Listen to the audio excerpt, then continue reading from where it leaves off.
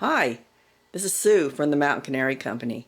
Ed's here to discuss leather versus synthetic materials for your saddles. Here you go, Ed. Hi folks, thank you all for coming by and visiting. I was sitting here looking around at stuff the other day and realized that I do not have any leather left in any of my rigging other than on the actual saddles surfaces themselves. I thought that was a pretty interesting observation. For over several years now, I have been slowly replacing all of my leather pretty much with nylon, and having done that, boy, I'm pleased as punch with it. The nylon does not require near the maintenance, and when you're out there riding or even working with these animals, maintenance is an issue. Your leather is a living, breathing thing at one time, and the quality of using leather is the quality of the leather you use requires that you still try to attempt to keep it in the same living condition. In other words, you maintain it. That means cleaning, saddle soaping, that means conditioning, and that means oiling or waxing, or both. So, if you count up the number of pack saddles I have behind me here, and you count up the number of riding saddles I have here, you can see I could spend pretty much parts of, if I went up for 3-4 days, I'd be back down here for 3-4 days cleaning up. And that didn't work out really well for me. And so I decided to change it, because I manufacture all my strap rigging.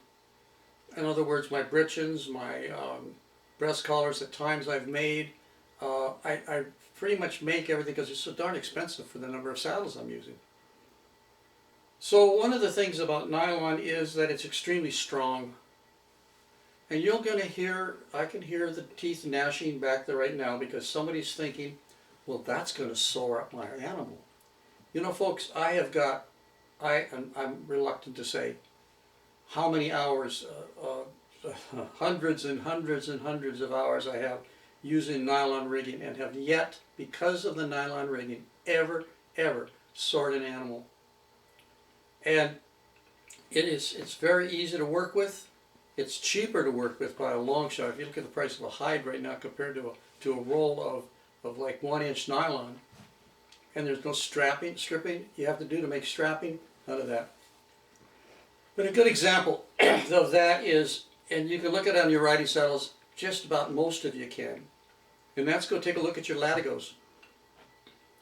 Your latigo starts out as a reasonably wide piece of leather, reasonably thick, expensive piece of leather.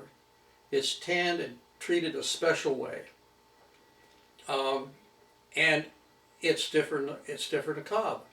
And as you try to make your wraps in your rigging and pulling it tight, it ends up with a wad underneath your leg, or a wad which is also against their sides.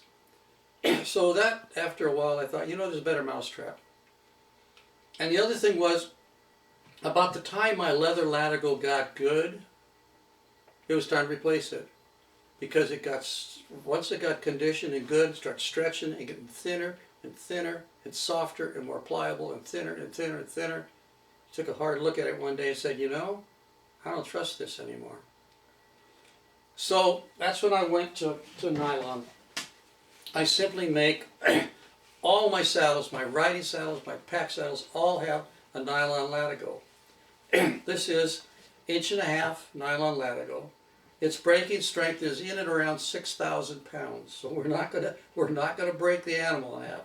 We're not gonna break this where the animal falls.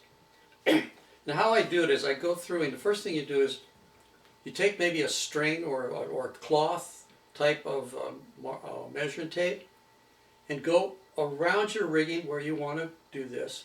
Go down around where you're going to have it up to tight, and then give yourself a little bit more. That's how you can measure how long to cut it. cut it, simply burn off the ends so they don't fray. And then what I do is, if you'll notice here, these are all sewed together. If you'll notice how they look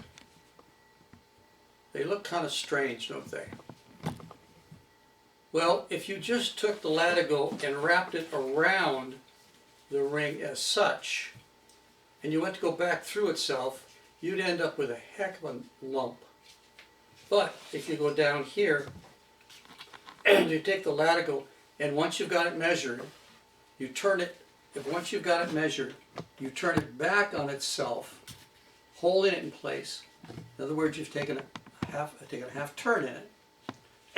Then you sew this down. And it doesn't take much sewing on here to hold this in place, because you're going to make a knot in it anyway. This will turn out to be a lark's head knot. So the thing is that you could pretty much, if you had to, put a couple runs of stitches across this by hand without a great amount of trouble. I have a sewing machine, but that's simply done. And for the price of this really, you could buy a whole roll of 1.5" nylon from like Weaver for probably, I'm just off the head, top of the head guessing, probably what a good set of latigos will cost you. And you'll make many of them out. When you go to make it on your pack rigging, what you want to do is you want to take it again with a tape or a string, measure around what you're going to have, and then cut a little more. You have to cut some for this turn back, and you have to cut some to have a little extra to work with. When this is tightened up, let me wad it up for you here. When this is tightened up a couple times, it doesn't take a lot to tighten these up. Look at this. This is three tucks in it. Look how thin it is. That's probably about as thick as your original latigo is. So you imagine that. So anyway, this is, I'm not poo-hooing leather. If people want to have the leather, I think it's wonderful. Have at it. But in that vein though, whatever you put on your saddles or rigging is requiring maintenance. I have seen more pack saddles and saddles by far that are not maintained, and that leather is not cared for, than I've ever seen cared for. So if you can take anything away from this, I want you to take away, think of there might be another mousetrap. And remember, this stuff doesn't hurt a darn thing. I've got proof of it. And but if you think it does then. Or if your friends are telling you, oh, you can't have that, and you want to believe them, believe them. But I'm telling you, you don't need it. This stuff works out extremely well. You take it apart, throw it in a bucket of soapy water, wash it out, stick it in another bowl, rinse this out again, hang it up to drip dry, or even put it back in service if you have to. And if for some reason it gets fouled badly and you're in the backcountry, take it down at the creek and wash it. There's lots of variables here. All right, folks, I'm glad you all stopped by and visited. Again, if you have any questions about this subject or any other subjects we've talked about, or if you want us to talk about, you get a hold of us through our website. We've got phone numbers and everything there. Also, this is also the source for your packing books for us. Now, I want you getting out there. I know this is kind of wintertime and it's kind of crappy weather.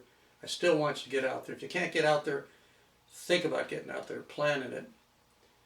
So, ride often, but please ride safe. We'll see you later, folks. Have a wonderful day. Bye-bye. Folks, I'm going to make a little insert here in this video. I didn't like how I didn't show you enough, I'm afraid. This is how you stitch this up. You can see it's not a very big loop. And you can see how it's shaped and formed. Again, I'm going to go back and show you how to make the twist in it. Now, again, you just basically fold it over itself, okay? Now then just take the top piece, take a half turn in it, and lay it back on itself. And you can see it forms that kind of a awkward looking loop. Then you stitch it down here. Okay? Stitch it back down here. Make sure your loop like this so it folds back. Now let me get out of the way here. I'm on a saddle. You can see how this finished off when it hooks on the saddle. Now,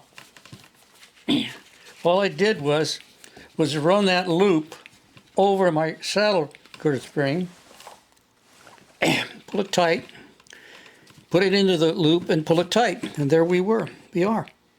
Again, let me show you slowly. There was my loop I made. Okay, pull it around, put it back through and pull it around. There we are. And that's going to stay there forever. But easily take off. If you need to do maintenance on it, remove it. There you are. Okay. Thank you, folks. We'll get back to the video now.